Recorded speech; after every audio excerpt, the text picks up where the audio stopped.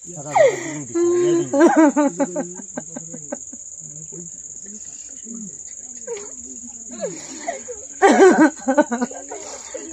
ଛୁଆକୁ ତ ଦେଖତେ ପାଇନି ନେଇ ପଳେଇଗଲେ ରେ ମୋ ଛୁଆକୁ ତ ମାରିଦେଲେ ରେ ମୋ ଛୁଆ 2 ଦିନ ଆହୁରି ଥାତା ମୋ ଛୁଆକୁ ଫୋନ କରି ଡାକି ନେଇ ମାରିଦେଲେ ରେ ମୋ ଛୁଆ କଣ ଯାଇଥାତାନି ବୋଉ ଡାଲି ମେଲୋ ବାପରେ ଛୁଆ ଯାଇଥାତା ତାକୁ ଜବରଦସ୍ତ ନେଇକି ଯାଇଛନ୍ ନେଇକି ମାରିଦେଲେ।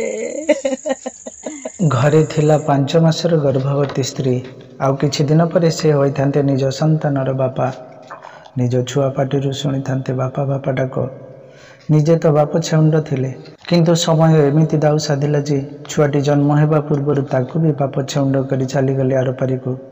ବର୍ତ୍ତମାନ ତାଙ୍କ ମୃତ୍ୟୁ ରହିଛି ସନ୍ଦେହ ଘେରରେ, କାରଣ ତାଙ୍କୁ କେହି ମାରି ଦେଇଥିବା ଅଭିଯୋଗ ଆଣିଛନ୍ତି ପରିବାର ଲୋକେ। ମୋ ନାତିଟାକୁ ମୁଁ ତା ଜନ୍ମ କତରୁ 21 କତରୁ ରଖିଥିଲି 22 ବର୍ଷର।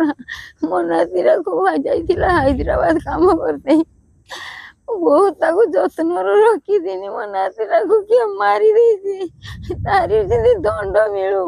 ଆଉ ମୋର ବିଧବା ଝିଅ କେମିତି ରହିବ, ମୋର ବିଧବା ବୋଉ କେମିତି ରହିବ। ମୋ ନାତିର ପିଲାଟା ବୋଉର ଗର୍ଭର ଅଛି, ତା ସଂସାରଟା କେମିତି ରହିବ।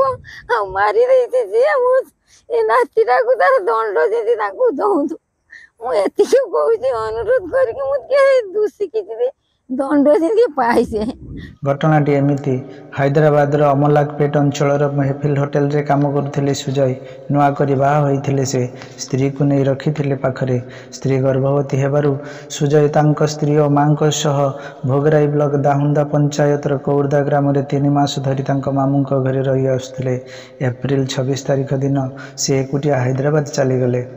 ମାମୁଙ୍କ ଗାଁର କିଛି ସାଙ୍ଗ ମଧ୍ୟ ସେଠାରେ ରହୁଥିଲେ। ଏକାଠି ରହୁଥିଲେ ରୁମ୍ରେ। କିନ୍ତୁ 28 ତାରିଖ ଦିନ ଫୋନ୍ ପେରେ ଟଙ୍କା ଦେବା ନେବାକୁ ନେଇ ସାଙ୍ଗମାନଙ୍କ ସହ ହୋଇଥିଲା ବଚସା। ଝଗଡ଼ା ବି ହେଲା। ଶେଷରେ କଥା ଆସିଲା ମାମୁଙ୍କ କାନକୁ। ମାମୁଁ ଫୋନ୍ରେ ସାଙ୍ଗମାନଙ୍କୁ ବୁଝାଇ ସମସ୍ୟାର ସମାଧାନ କରିଦେବେ କହିଥିଲେ। କିନ୍ତୁ କିଛି ଘଣ୍ଟା ପରେ ଅର୍ଥାତ୍ ରାତି 12ଟା ବେଳେ ଖବର ଆସିଲା ସୁଜୟଙ୍କର ମୃତ୍ୟୁ ହୋଇଛି। ଖବରଟି ଶୁଣିବା ପରେ ସମସ୍ତଙ୍କ ପାଦ ତଳୁ ଯେମିତି ମାଟି ଖସିଗଲା। ଖାସ୍ କରି ମାଆଟିର ଅବସ୍ଥା ତ କହିଲେ ନ ସରେ। ବାହାଘର କିଛି ବର୍ଷ ପରେ ସ୍ୱାମୀକୁ ହରାଇଥିଲେ ସେ। ଆଉ ଏବେ ପର କରି ଚାଲିଗଲା ପୁଅ। କାହା ଆଖିକୁ ଅନାଇ ବଞ୍ଚିବେ, କାହାକୁ ଭରସା କରି ବଞ୍ଚିବ ଏଇ ମାଆଟି। ସେପଟେ ଅଗ୍ନିକୁ ସାକ୍ଷୀ ରଖି 7 ଜନ୍ମକୁ ସାଥୀ ହେବାର କଥା ଦେଇଥିବା ସ୍ତ୍ରୀ ମଧ୍ୟ କାନ୍ଦି କାନ୍ଦି ନୟାନ୍ତ। ତାଙ୍କ ପେଟରେ ବଢ଼ୁଥିବା ପିଲାଟି କେମିତି ବଞ୍ଚିବ, କେମିତି ପାଇବ ବାପାର ପରିଚୟ, ଏସବୁ ଭାବି ପାଗଳି ସାଜିଲାଣି ସ୍ତ୍ରୀ। ଘରେ ବିଧବା ମା, ଆଉ ଏବେ ସ୍ତ୍ରୀ ବି ହୋଇଗଲେ ବିଧବା। ଘରେ ଏକମାତ୍ର ରୋଜଗାରିଆ ପୁଅ ଥିଲେ ସୁଜୟ। କେମିତି ଚଳିବ ପରିବାର? ସବୁକିଛି ସରିଯାଇଛି, ସ୍ତବ୍ଧ ହୋଇଯାଇଛି ପୁରା ଗାଁ। ସୁଜୟଙ୍କ ଭଦ୍ରତା, ନମ୍ରତା ଆଉ ପରୋପକାରିତା ମନୋଭାବକୁ ଝୁରୁଛନ୍ତି ଗ୍ରାମବାସୀ। ସମସ୍ତଙ୍କ ମନରେ ଗୋଟିଏ କଥା, କେମିତି ବଞ୍ଚିବ ପରିବାର? ବିଧବା ମା, ଗର୍ଭବତୀ ସ୍ତ୍ରୀଙ୍କ ପ୍ରତି କେବେ ନ୍ୟାୟ ମିଳିବ? ସରକାର ଏହା ମଧ୍ୟରେ ହସ୍ତକ୍ଷେପ କରନ୍ତୁ ବୋଲି ସମସ୍ତଙ୍କର ଅଭିଯୋଗ। ସୁଜୟଙ୍କ ହତ୍ୟାକାରୀକୁ ଧରାଯାଇ କଠୋର ଦଣ୍ଡ ଦିଆଯାଉ, ତେବେ ଯାଇ ସୁଜୟଙ୍କ ଆତ୍ମା ଶାନ୍ତି ପାଇବ ବୋଲି କହିଛନ୍ତି ପରିବାର ଲୋକେ। ସେ ସୁଜୟ ମୋ ଭଣଜା, ସେ ବାପ ଛେଉଣ୍ଡ। ଆଜିକି ତାର ବୟସ 23-24 ବର୍ଷ ହେଲା। ସେ ଆମ ଘରେ ଅଛି। 21 ପାଖରୁ ତାକୁ ମୁଁ ରଖିଛି, ଲାଳନ ପାଳନ କରିଛି। ଏଇଠି ବଡ଼ ହେଇଛି, ଏଇଠି ପାଠ ପଢ଼ିଛି। ଆମ ଘରେ ମୁଁ ତାକୁ ରଖିଥିଲି। ସେ ଯାଇଥିଲା ହାଇଦ୍ରାବାଦର ଗୋଟେ ହୋଟେଲ ମେହଫିଲରେ 4 ବର୍ଷ ହେଲା କାମ କରୁଥିଲା। 4 ବର୍ଷ କାମ କରିବା ଭିତରେ 2 ବର୍ଷ ହେଲାଣି ସେ ବାହା ହେଇଛି। ତା ଘରେ ତା ସ୍ତ୍ରୀ ବର୍ତ୍ତମାନ 5 ମାସର ପ୍ରେଗନେଣ୍ଟ। ଗତ 23 ତାରିଖ ଦିନ ସେ ହାଇଦ୍ରାବାଦ ଗଲା। ହାଇଦ୍ରାବାଦ 23 ତାରିଖ ଯାଇ ସେଠି ହାଇଦ୍ରାବାଦ ପହଞ୍ଚିଲା। 28 ତାରିଖ ଦିନ 5ଟା ବେଳେ ସେ ମୋତେ ଫୋନ୍ କଲା ଯେ ଏମିତି ମାମୁଁ ଗୋଟେ ଟଙ୍କା ପଇସା ନେଇକି ସଗଣ୍ଡଗୋଳ ହେଉଛି ତା ସାଥୀ ପିଲାଙ୍କ ସହିତ। ସେ କଥାଟାକୁ ଯେଉଁ ପିଲାଙ୍କ ସହିତ ଏମିତି ଟିକେ ଝଗଡ଼ା ହେଇଥିଲା ଟଙ୍କା ପଇସା ନେଇକି, ସେଟା ଆମ ଗାଁ ପାଖ, ସେ କଲ୍ୟାଣପୁର। ତାକୁ ମୁଁ ଯାଇ ସନ୍ଧ୍ୟାବେଳେ ବୁଝି ଦେଇଥିଲି। ତାପରେ ତା ସହିତ ମୁଁ ପୁଣି ରାତି 11ଟା ପର୍ଯ୍ୟନ୍ତ କଥା ହେଇଛି। କିନ୍ତୁ 12ଟା ବେଳେ କଥା ଆସିଲା ଯେ ସେ ଫାଶୀ ଲଗେଇ ଦେଇଛି। ଏଟା ସେ 28 ତାରିଖ ଦିନ ରାତି 12:17 ମୋ ଏତେ ଫୋନ୍ ଆସିଲା, ସେ ଫାଶୀ ଲଗେଇ ଦେଇଛି। ପ୍ରଥମେ ତ ମୁଁ ବିଶ୍ୱାସ କରିପାରିଲିନି, କାରଣ ସିଏ ଯେଉଁ ପ୍ରକାରର ପିଲା, ସେ ଫାଶୀ ଲଗେଇବ ଯେ ଏ କଥାଟା ମୁଁ ଏଟା ଅନୁମାନ କରୁଛି। ଏଟା ଗୋଟେ ପ୍ରି ପ୍ଲାନ୍ ମର୍ଡର ହେଇଛି।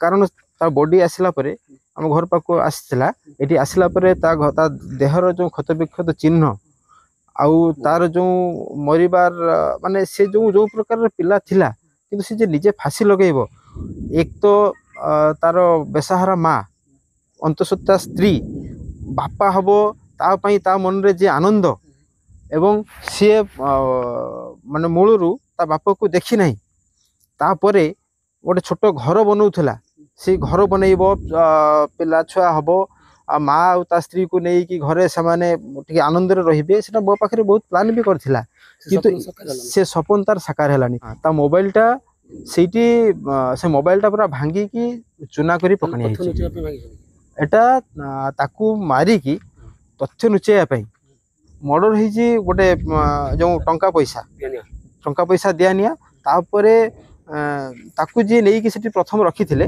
तांको सहित किछि दिन पूर्वरु ताकू तो से पूरा आखि बुझे कि भल पाए माने बहुत भल पाए घर पाखे आसले से माने तार बहुत सुनाम करे तथापि किछि दिन आगु ता सहित टिके मनोमालिन्य भी हेइथिला तो मु एतिके दाबी करबी एई बेसहारा परिवार टिकु सरकार किछि सहाय्य करंतु एवं एई भलिया कांड भिई थिबा एई जो सरल पिलाटा दादन खटिया को आज जे जो माने मृत्युर शिकार है तार पई सरकार टिके हस्तक्षेप करंतु एटा किपरि माने इन्वेस्टिगेशन हबो एवं ताकू न्याय मिलिबो दोषी को दंड मिलिबो।